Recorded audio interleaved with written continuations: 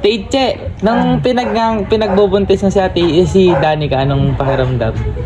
Mahirap. Kasi kailangan kumain ka ng kumain. Oh. Eh, nung nailabas mo na si Danica, anong... Maluwan na, syempre, kasi hindi na yung init ang pakiramdam ng katawan mo na wala. Yun lang yun. Eh, anong pakiramdam mo anong naramdaman mo nung nakita mo si Danica nung... Syempre, tutuwa, naiiyak, na-excite. Oh. Sobrang, gano'ng kasi yung nararamdaman mo nung... Saya, syempre. Kasi syempre, 9 months. Oh. 9 months kang daladala mo. 9 months ka rin magpipila sa hospital para magpa-check up. Yung gano'n lang. Eh, nung pinagbubuntis mo si Danica, gano'ng kabigat yung nararamdaman mo nun? Para ka lang may lagi ka lang may karga.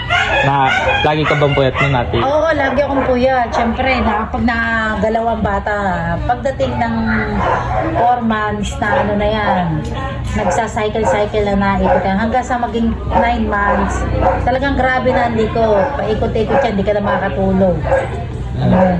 Eh, nung pinagbubuntis mo siya, nung mga cravings mo nun, mga... Lang, kaya may itim yung Chico. Yun lang talaga, Chico. Kailangan tinapay na sunog. Yun ang gusto ko noon. Tsaka Milo. Nung nailabas mo na si Danica, ganun pa rin ba paramdam mo? Puyat ka pa rin? Oo, syempre, magpapadede ka. Nung pinapadede mo si Danica, nahirapan ka? Kailangan gising ka rin, kailangan babantayan mo. Pag nagpapadede ka, kailangan babantayan mo rin yung anak mo. Hindi ka pwede tutulog din. Yun. Nung time na nagpapadede ka kay Danica, hindi ka naman nahihirapan, hindi ka naman... Hindi naman. Wala namang... Hindi nung pagkatapos mo ba, hindi ka naman nagkasakit? Hindi. Katamtaman lang ang dami ng gatas ko noon. Hindi kagaya doon sa pangaluan talaga namang nilalagot ako doon sa pangalawa kasi maraming gatas. Eh, gano'n mga tagal pinadede si Danica no? 1 year lang. Hanggang 1 year. Eh, nung pinagbubuntis mo si Danica noon, anong pakaramdam ng dalawa ni Kuya Abay? Siyempre natutuwa, masaya at nabigyan ng blessing. Eh, di ba, nung sabi niyo nga, nahihirapan kayo matulog, ganyan, nung pinagdadala niya si Danica. Ano mga pinaggagawa mo nun? Anong mga... Wala. Lang. Binabantayan lang talaga. Hindi ka pwedeng kumilos na gagawa ka ng gawain bahay. Hindi. Tapusin mo muna. Pero, may exercise ka nun? Oo. Naka-exercise ka nun? Exercise ako, mag-alaga ng bata, magsayaw. Magsayaw, magwalis. Sayaw, pag nakakatulog na, magwawalis lang.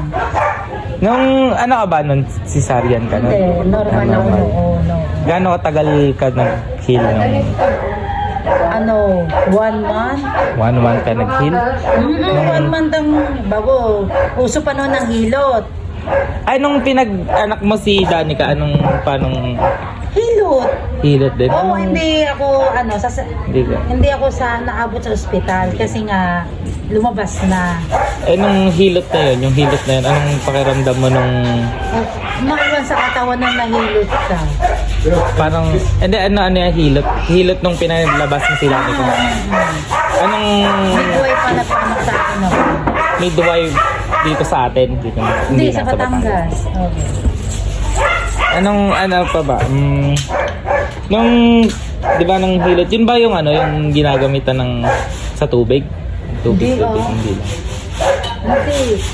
Lang yun. Hilot lang talaga. Langis lang ng yun. Sa bahay lang din. Nabutan ako sa bahay. Nabutan sa hospital. Nung pinagdadala mo sa Danica, hindi ka naman natatakot?